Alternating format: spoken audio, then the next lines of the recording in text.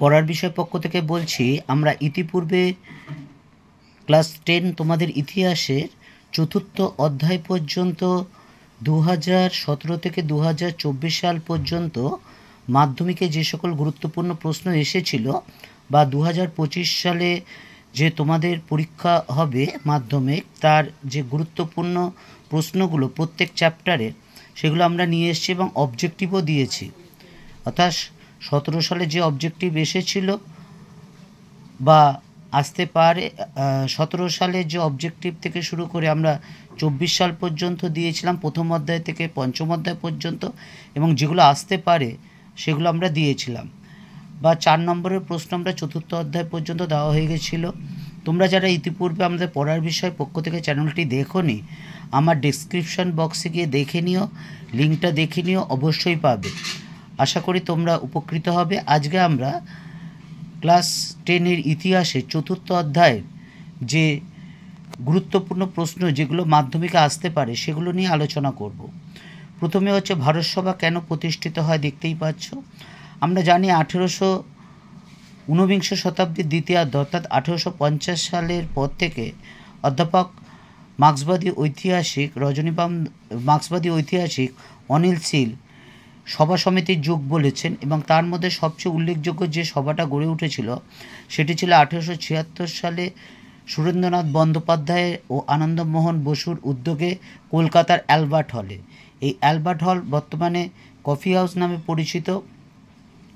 এই যে ভারতসভা প্রতিষ্ঠিত হয়েছিল বা প্রতিষ্ঠা করা হয়েছিল, তার যে প্রধান উদ্দেশ্যগুলো হলো, দেখো, দেশে একটা শক্তিশালী জনমত গঠন করা, ভারতের বিভিন্ন প্রান্তে যারা আছেন নেতা নেত্রী বা সাধারণ জনগণ, তাদের মধ্যে একটা ঐক্য গড়ে তোলা বা ভাব বিনিময় করা তাদের মধ্যে, এবং হিন্দু মুসলমানদের মধ্যে সম্প্রীতি গড়ে তোলা, এবং জনগণকে ব্রিটিশ বিরোধী আন্দোলনে সামিল করা। বস্তুতে এই যে 1883 সালে গঠিত হয়েছিল, এর যা উদ্দেশ্য ছিল, এবং 1885 সালে কংগ্রেস প্রতিষ্ঠার উদ্দেশ্য প্রায় এক ছিল, প্রায় কপি পেস্ট। দ্বিতীয় প্রশ্নটা দেখো, হিন্দু মেলা প্রতিষ্ঠার উদ্দেশ্যগুলি কী ছিল। 1876 সালে নবগোপাল মিত্র প্রতিষ্ঠিত হিন্দু মেলা যে উদ্দেশ্যগুলো হলো, অর্থাৎ যে উদ্দেশ্যে এই নবগোপাল মিত্র হিন্দু মেলা প্রতিষ্ঠা করেন সেগুলো হলো, তবে একটা বিষয় বলে রাখতে হয় যে এই হিন্দু মেলা চৈত্র মেলা নামেও পরিচিত, কারণ চৈত্র মাসে ইহা প্রতিষ্ঠিত হয়েছে বলে। তাহলে এর উদ্দেশ্যগুলি কি দেখি। দেশের সাধারণ মানুষ, বিশেষ করে শিক্ষিত যুবকদের মধ্যে হিন্দু ধর্মের যে অতীত গৌরব সেটা ছড়িয়ে দেওয়া, দেশীয় ভাষা চর্চা করা, এবং জাতীয় প্রতীকগুলিকে মর্যাদা দেওয়া। অর্থাৎ বুঝতে পারছো এই যে উদ্দেশ্যগুলো ছিল, এটার মূল কথা ছিল ভারতীয়দের মধ্যে অতীত সম্পর্কে সচেতন করা, অর্থাৎ এবং ভারতীয়দের মধ্যে এই ধারণা প্রতিষ্ঠা করা যে ব্রিটিশরা আসার পূর্বে ভারতীয়দের একটা উজ্জ্বল অতীত ছিল। পরের প্রশ্নটা দেখো, ইলবার্ট বিল কী ছিল। 1873 সালে ফৌজদারি আইন অনুসারে এরকম করা হয় যে কোনো ভারতীয় বিচারক কোনো ইউরোপীয়কে বিচার করতে পারবে না। অর্থাৎ ভারতীয়রা অসভ্য, বর্বর, নেটিভ, কালো চামড়ার মানুষ, তারা কোনো ইউরোপীয়কে বিচার করতে পারবে না। আরেকটা কথা, যদি ধরো 10 জন ভারতীয় কোনো বিষয়ে সাক্ষী দেয় একই পক্ষে, উল্টো দিকে যদি কোনো একজন ইউরোপীয় সাক্ষী দেয়, সেই ইউরোপীয়র মতটা কি গ্রহণযোগ্য হবে, ভারতীয়দের মত যতই যুক্তিগ্রাহ্য হোক না কেন। এই বৈষম্য দূর করার জন্য লর্ড রিপন এই বৈষম্য দূর করার জন্য তার আইন পরিষদের সদস্যকে ইলবার্টকে একটি বিল তৈরি করতে বলে, এবং সেই বিলে বলা হয়েছিল যে কোনো ভারতীয় বিচারক ইউরোপীয়দের বিচার করতে পারবে। এই যে বিল, এটা 1883 সালে প্রকাশিত হয় এবং ইতিহাসে ইহাই ইলবার্ট বিল নামে পরিচিত। তাহলে বুঝতেই পারছো এই ইলবার্ট বিলের বিরুদ্ধে ব্রিটিশরা প্রবল আন্দোলন গড়ে তোলেন, এবং ভারতসভা এই বিলের সপক্ষে কিন্তু তার মত প্রকাশ করে তার আন্দোলন গড়ে তোলে। পরের প্রশ্নটা দেখো, বঙ্গভাষা প্রকাশিকা সভা কী। বিখ্যাত টাকির জমিদার কালীনাথ রায়চৌধুরী, দ্বারকানাথ ঠাকুর, রামমোহন রায় বিশিষ্ট প্রভৃতি বিখ্যাত মানুষদের উদ্যোগে 1836 সালে এই বঙ্গভাষা প্রকাশিকা সভা প্রতিষ্ঠিত হয়। অধ্যাপক যোগেশচন্দ্র বাগলে এটিকেই ভারতের প্রথম রাজনৈতিক প্রতিষ্ঠান বলে উল্লেখ করেছেন। এবং অবজেক্টিভে এই প্রশ্নটা খুব আসে, কিন্তু ভারতের প্রথম রাজনৈতিক সংস্থা কী বা প্রতিষ্ঠানটি কী, তখন কিন্তু তোমাকে বঙ্গভাষা প্রকাশিকা সভা লিখতে হবে। এবং 1836 সালে ইহা প্রতিষ্ঠিত হয়। এই বঙ্গভাষা প্রকাশিকা সভার উদ্দেশ্য কী ছিল? ব্রিটিশ যে সরকার, তাদের যে অপশাসন, সেই অপশাসনের সমালোচনা করা, ব্রিটিশদের যে শোষণমূলক নীতি, সেই শোষণমূলক নীতির বিরোধিতা করা, আর এদেশে পাশ্চাত্য শিক্ষার প্রসার ঘটানো। কারণ তারা মনে করেছিল পাশ্চাত্য শিক্ষার প্রসার না ঘটলে ভারতীয়দের পক্ষে আধুনিকরণ করা কিন্তু সম্ভব হবে না। এরপরে প্রশ্নটা দেখো, মহারানী ঘোষণাপত্রে দুটি শর্ত লেখো। আমরা জানি 1857 সালে সিপাহী বিদ্রোহ হয়েছিল এনফিল্ড রাইফেলকে কেন্দ্র করে, যা প্রত্যক্ষ কারণ ছিল। তা সিপাহীরা বা সাধারণ জনগণ অসীম সাহসের সাথে বিদ্রোহ করলেও বা যুদ্ধ করলেও শেষ পর্যন্ত পরাজিত হয়। এবং 1858 সালে 1 নভেম্বর মহারানী, ইংল্যান্ডের মহারানী ভিক্টোরিয়া যে ঘোষণাপত্র প্রকাশ করেন, এই ঘোষণাপত্র ইতিহাসে মহারানী ঘোষণাপত্র নামে পরিচিত, বা 1858 সালে ভারত শাসন আইন। অনেক সময় তোমাদের কোশ্চেন দেয় 1858 সালে ভারত শাসন আইনটা কী, এটা কিন্তু অনেকে গণ্ডগোল করে, দেখেছি আমরা খাতায় দেখেছি, কিন্তু এইটা মাধ্যমিকের খাতা দেখতে গিয়ে। যাই হোক, এর দুটো শর্ত কী ছিল? আমাদের দুটো শর্ত চেয়েছিল, আমরা এখানে 5টা দিয়েছি। যে ব্রিটিশ সরকার ভারতীয়দের কোনো সামাজিক বা ধর্মীয় বিষয়ে হস্তক্ষেপ করবে না। সত্যবিলোপ নীতির দ্বারা যে ডালহৌসি সাম্রাজ্য বিস্তার করেছিল, সেই নীতি বাতিল করা হবে। দেশীয় রাজ্যে দপ্তর গ্রহণের অধিকার দেওয়া হয়। দত্তক হবে, দপ্তর লিখেছে, এটা ভুল হয়ে গেছে, দত্তক সন্তান বা দত্তক পুত্র গ্রহণের অধিকার দেওয়া হয়। ব্রিটিশরা ভারতে আর সাম্রাজ্য বিস্তার করবে না, আর সকল ভারতীয় যোগ্য হলেই সে কিন্তু তার যোগ্যতা অনুসারে সরকারি চাকরি পাবে। আগে কিন্তু এটা ছিল না। পরের প্রশ্নটা দেখো, মহাবিদ্রোহ ব্যর্থতার দুটি কারণ। 1857 সালে যে মহাবিদ্রোহ হয়েছিল তা বিবিধ কারণে ব্যর্থ হয়েছিল।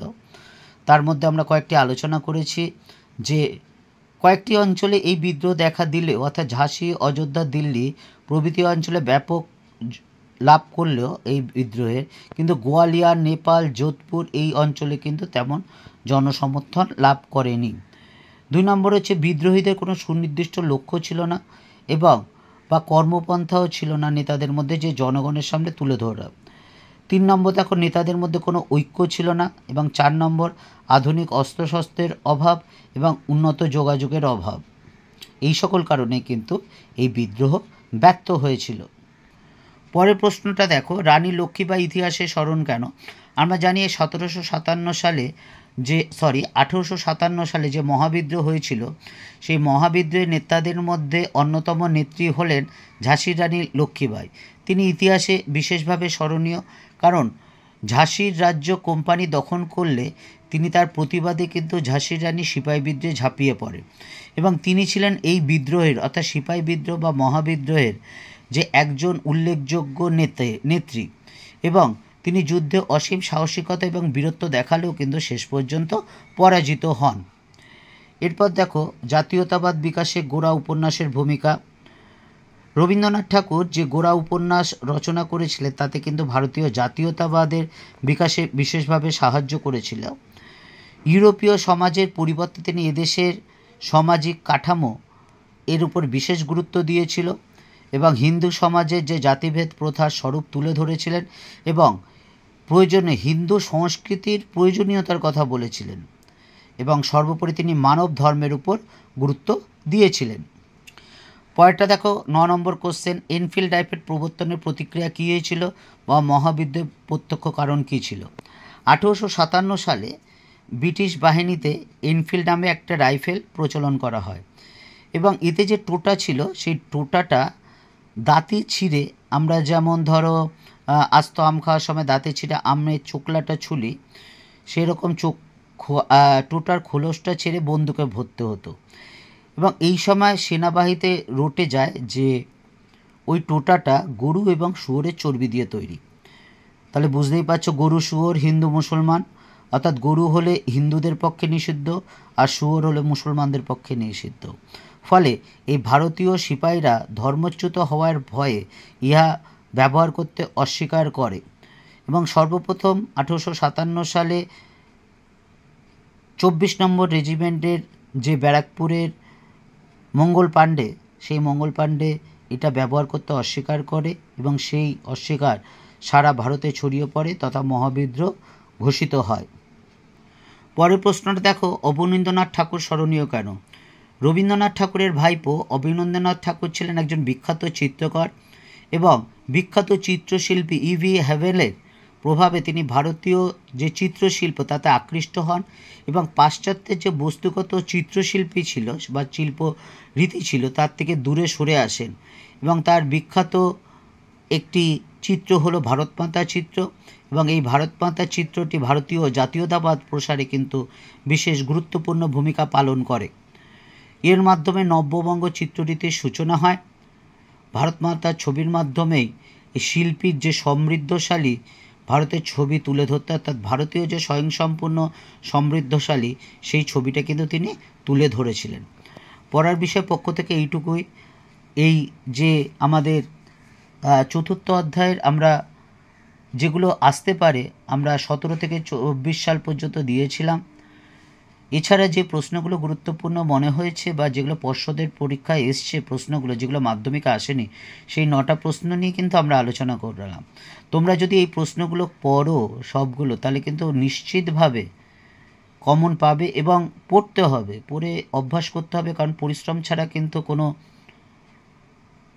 সোজা পথ নেই সাফল্যের। এবং আমি বলবো না যে 5-6টা অবজেক্টিভ পড়বে প্রত্যেক চ্যাপ্টার থেকে কমন পাবে, এরকম আমি কিন্তু বলতে পারবো না, কারণ পড়াশোনা করতে হবে, পরিশ্রম করতে হবে। এই কোশ্চেনগুলো তবে প্রত্যেক চ্যাপ্টার থেকে মোটামুটি যদি তোমরা 15-20টা পড়ো তাহলে কিন্তু নির্ঘাত কমন পাবে। তোমরা দেখেছো আমার সালের কোশ্চেনগুলো যে আছে সেইগুলো প্লাস এখানে 10টা আছে, ওখানে হয়তো 12টা-13টা করে আছে, তোমরা দেখতেই পারো, তাহলে কিন্তু অবশ্যই কমন পাবে। তোমরা এই প্রশ্নগুলো যে কোনো সালের সাথে কমন করে দেখতে পারো।